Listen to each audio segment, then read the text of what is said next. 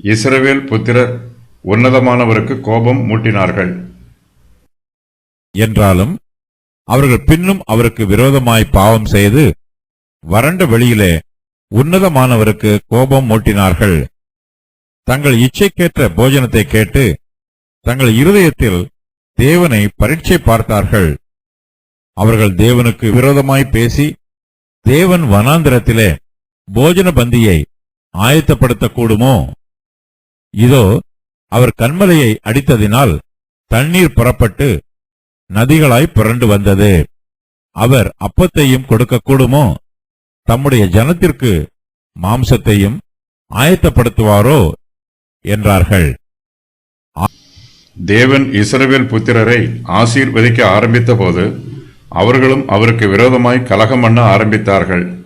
தேவனுக்கு விரோதமாய் பாவம் செய்தார்கள். எகிப்து தேசத்தில் அவர்கள் எல்லோரும் பல வருஷங்களாய் அடிமைகளாய் இருந்தார்கள். அவர்களால் அடிமைத்தனத்தின் வேதனையை தாங்கிக் கொள்ள முடிந்தது.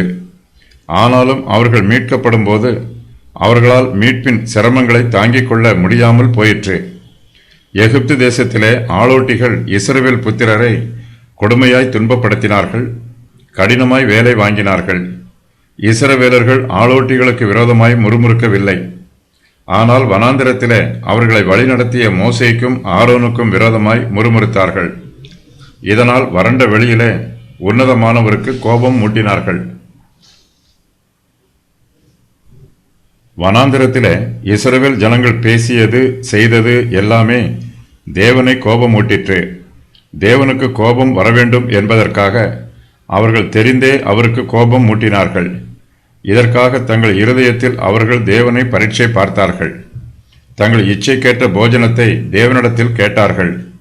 இஸ்ரவேல் ஜனங்களுக்கு என்னென்ன போஜனங்களை கொடுக்க வேண்டும் என்று தேவன் ஏற்கனவே திட்டம் செய்து வைத்திருந்தார். அவர்கள் வனாந்திரத்தில் பிரயாணம் செய்தபோது அவர்கள் ஒரு சில போஜனங்களை தவிர்க்க வேண்டும். தவிர்க்க வேண்டிய போஜனங்களை இச்சிக்கக்கூடாது. ஆனால் அவர்களோ தேவனிடத்தில் தங்கள் இச்சைக்கேற்ற போஜனத்தை கேட்டார்கள். அந்த போஜனத்தை புசிப்பது அவர்களுக்கு ஆரோக்கியமானதல்ல என்பது தேவனுக்கு நன்றாக தெரியும். தேவன் அவர்களுக்கு வானத்தில் இருந்து மன்னாவை ஆகாரமாக வருஷிக்க பண்ணினார். இது அவர்களுக்கு ஏற்ற போஜனம். இதுவே அவர்களுக்கு ஆரோக்கியமானது.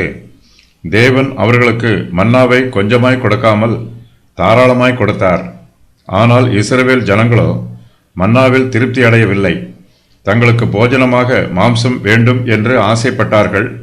விதவிதமான போஜனங்களையும் வாய்க்கு ருசியான போஜனங்களையும் புசிக்க ஆசைப்பட்டார்கள். அது தங்களுடைய ஆரோக்கியத்திற்கு ஏற்றதா இல்லையா என்பதை பற்றியெல்லாம் அவர்கள் கவலைப்படவில்லை. தங்கள் இச்சைக்கேற்ற போஜனத்தை அவர்கள் தேவனிடத்தில் கேட்டு தங்கள் இருதயத்தில் தேவனை பரீட்சை பார்த்தார்கள். தாங்கள் இச்சித்ததை தேவனால் கொடுக்க முடியுமா, அதை கொடுப்பதற்கு அவருக்கு வல்லமை உள்ளதா என்றெல்லாம் தங்கள் இருதயத்தில் நினைத்து தேவனை சோதித்தார்கள். தேவனுடைய சர்வ வல்லமையை நம்பாமல் போனார்கள். தாங்கள் இச்சித்த போஜனத்தை தேவனிடத்தில் கேட்டார்கள். அந்த போஜனத்தை அவர் தரவில்லை என்றால் அதை கொடுப்பதற்கு தேவனுக்கு வல்லமை இல்லை என்று தீர்மானம் செய்து விடுவார்கள். அவர்கள் தங்கள் இருதயத்தில் தேவனை பரீட்சை பார்த்தார்கள். தேவன் கொடுக்கவில்லை என்றால் அவரால் கொடுக்க முடியாது என்பது பொருளல்ல. கர்த்தர் தமக்கு சித்தமானவற்றை மாத்திரமே நமக்கு தருவார். அவர் எப்போதுமே நமக்கு நன்மையான ஈவுகளை மாத்திரமே தருகிறவர். நமக்கு எது நன்மையானது என்பது கர்த்தருக்கு மாத்திரமே தெரியும். இஸ்ரவேல் ஜனங்கள் வனாந்திரத்தில் தேவனுக்கு விரோதமாய் பேசினார்கள். தேவன் வனாந்திரத்திலே போஜன பந்தியை ஆயத்தப்படுத்த கூடுமா என்று தேவன் மீது சந்தேகப்பட்டு கேட்டார்கள். தேவனுக்கு விரோதமாக பேசி அவர்கள் தேவனை கோபப்படுத்தினார்கள். இஸ்ரவேல் புத்திரரின் இருதயம் கடினப்பட்டது. தேவனை பரீட்சை பார்க்கும் அளவுக்கு அவர்கள் துணிந்திருந்தார்கள். தேவனால் கூடாத காரியம் ஒன்றுமில்லை. அவரால் வனாந்திரத்தில் மாத்திரமல்ல, அந்தரத்தில் கூட போஜன பந்தியை ஆயத்தப்படுத்த முடியும். ஆனால் இவர்களோ அளவுக்கு மீறி ஆசைப்படுகிறார்கள்.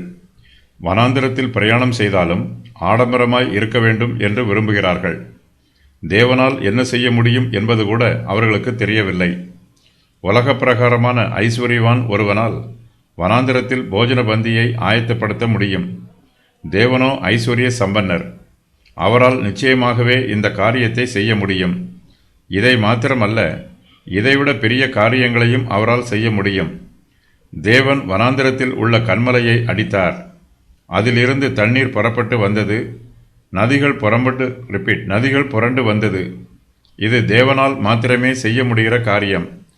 உலக பிரகாரமான எந்த ஐஸ்வர்யவானாலும் கன்மலையை அடித்து தண்ணீரை புறப்பட்டு வரச் செய்ய முடியாது.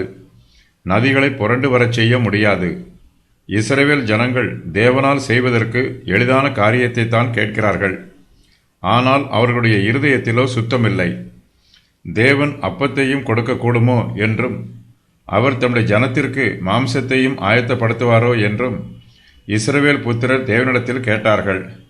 அவர்களுடைய பேச்சு தேவனுக்கு கோபத்தை உண்டு பண்ணிற்று. நாம் தேவனிடத்தில் எதை கேட்டாலும், உமக்கு சித்தமானால் அதை எனக்கு தாரும் என்று மாத்திரமே கேட்க வேண்டும்.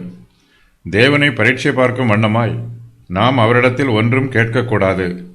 இஸ்ரவேலர்கள் பாவம் செய்தாலும் தேவன் தமது கிருபையினால் அவர்களுக்கு அற்புதங்களை செய்தார்.